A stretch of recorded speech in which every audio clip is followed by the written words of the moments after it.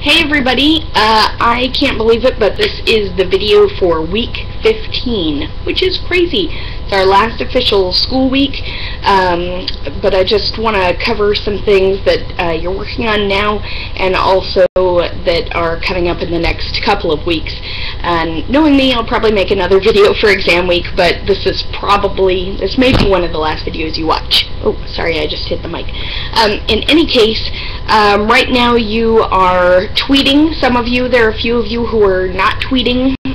There is a bunch of advice on getting into the tweeting posted under the FAQ section, so if you haven't done that yet, get in there. And most everybody is on there, but there are a few missing in action people. So I'd like to see you all on there. You're also still working on your report proposals right now. I am trying to answer questions as I get them via email, but that FAQ section is really working well for folks. You're getting a lot of good team feedback too, which is just as helpful as my feedback, but some of my feedback is already there too, and some advice you're looking for may be there. So if you're still working on the report proposal, do check that out for advice on getting to the page length and that sort of thing. For week 15, it's pretty straightforward. You are going to have your e-portfolios due, so there were still a few of you, I had not confirmed that I could get access to your e-portfolios, but fortunately it is kind of the last week of class and rather than exam week, so I'm hoping I can get in touch with those of you who I don't seem to have an e-portfolio for. But as a reminder, in your e-portfolio you should have, it can be shared with another class. It needs to have your resume, it needs to have an updated press release in the proper press release form, 2 other documents of your choice, and kind of a welcome screen cover letter kind of thing. Envision that your e-portfolio is a website address that you give to a potential employer. So they go to the website and one of the first things they see, this doesn't have to be the first thing they see for the sake of this assignment, but somewhere in that e-portfolio for the documents for our class, I want you to have what would be a welcome screen. It would say something like, you know, my name is such and such, or welcome to such and such's page, and included you will find these things, or I'm looking for this kind of a future, or it's just something that it operates like a cover letter, but it's for your e-portfolio or your website, saying here's who I am, here are the documents you'll find here, etc., etc. So make sure that you have those key documents, again, a resume, a welcome page, the revised press release, and 2 other documents of your choice. That'll do it. It is a required component. It's required by the college. It's required by your degree program, and they won't let me pass you unless you have this e-portfolio. It doesn't have to be beautiful. It just has to exist. So get that in, and then you also have, sorry, I'm going to click on Blackboard while I'm talking to you. You have that, and then you have the discussion board post. The discussion board, just to clarify, I'm asking you to imagine that you have your own website, and you know how you go to websites for people or businesses or something like that, and you click on About. It says something. So I want to know, what would your About page say? And this would be, imagine your professional, imagine you have your own website, www.yourname.com, and maybe this ends up replacing your e-portfolio someday. Not now, not for this assignment, but someday. And so one of the pages is About. What's it say? It can be based on whatever you want it to be on, but think about it as a professional website, something you use that you would expect people in your life to go to. So it's not just fun, but you know, your employers might see it, or people you work with, or who work for you. So what's it say?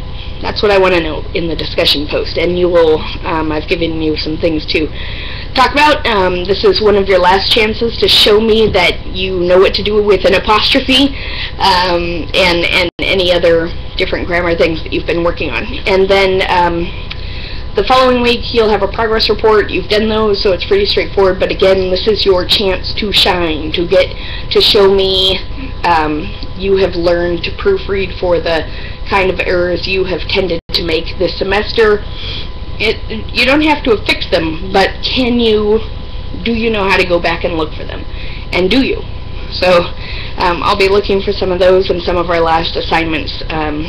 But I think that is about it in terms of things you're turning in to me that are left. There is a final discussion post. I'll probably do a video, knowing me. So we'll save that for another time. Plus the discussion post for exam week is already posted, so you're welcome to start that. Now, one other thing I want to cover, even if I need to cover it again if I get follow-up questions via email or the FAQ section, I want to talk about grading, because every semester I get at least one, sometimes two people who don't understand the grading, and it's usually the people who have a lower grade who want to question me on it. So I want to make sure it is clear. As it states in the syllabus, you have a weighted grade system. So your report is worth a certain percentage, discussion posts are worth a certain percentage. Each assignment had its own percentage.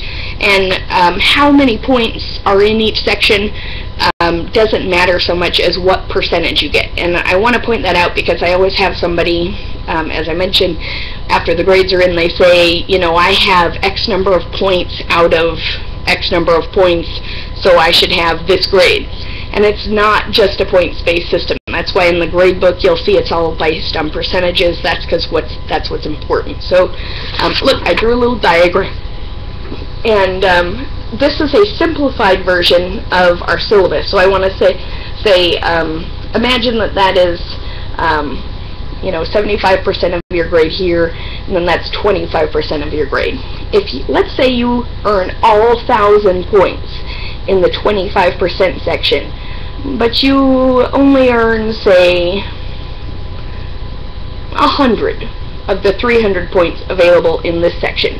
You might say, well, that's pretty good. I got 1,100 points out of 1,300 points. I don't know what that comes out to. Somebody else can do the math. But that's not straightforward. Let's say, just to make it even easier, let's say you earn all 1,000 points here, and you earn 0 points here. Still, 1,000 points out of 1,300. Sounds pretty good, right? But you've only earned 1,000 points in this part of the grade, which means it's 25% of your grade. So great, you got 100% of 25% of your grade. That translates to 25% for your final grade. Not 1,000 points out of 1,300, but 25% if you got all 1,000 points here. So I point that out simply to say that, like right now, the discussion board posts, I think I've assigned 5 points to each of those. And that tabulates to a certain percentage score for, I think the discussion posts, I don't have the syllabus in front of me, but I think they're worth 35% of your grade. So right now, all those percentages that I've entered into the grade book add up to a certain amount, and that amount is 35% of your grade.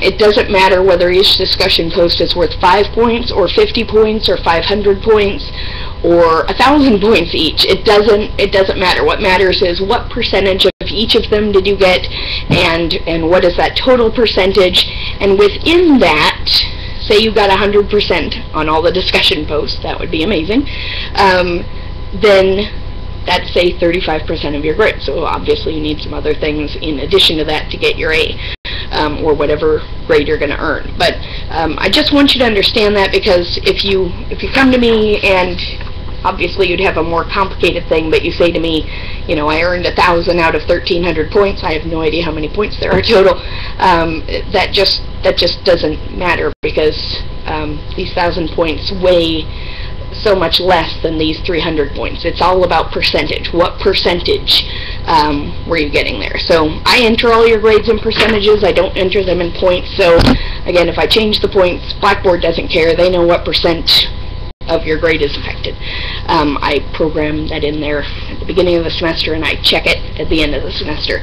I hope you've been keeping an eye on your grades. I had, I think, 2 people this semester correct grades, because sometimes I move too fast, and so I went to put in a 95 and I ended up with a 5, so 5%. So If there's anything that stands out as weird, do feel free to let me know. I keep a master Excel document that has all your points, so I do transfer from one to the other by hand, so manually, so mistakes happen.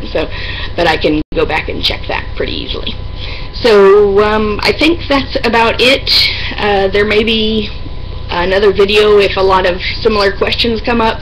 I hope that you do check out that FAQ section if you're struggling with the report proposal, Twitter, or anything else that comes up towards the end of the semester. I was real impressed by how well you guys did while I was on a road trip answering questions that came up, and was really impressed by that. So I hope to see a lot of example of you improving your writing and or your proofreading in the assignments coming up, and I've really enjoyed this class. I'm so glad I got to come to Cincinnati.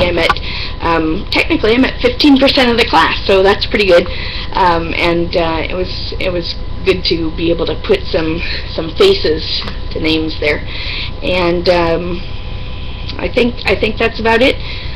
I'm at 11 minutes. Sorry I didn't get it as quick as I'd hoped to, but I hope you found something in this video that you needed to know. So take care, everybody. If I don't have a personal exchange with you before the end of the semester, I certainly wish you all well and great success in your programs here at the University of Cincinnati, but also onward. So thanks so much, everyone.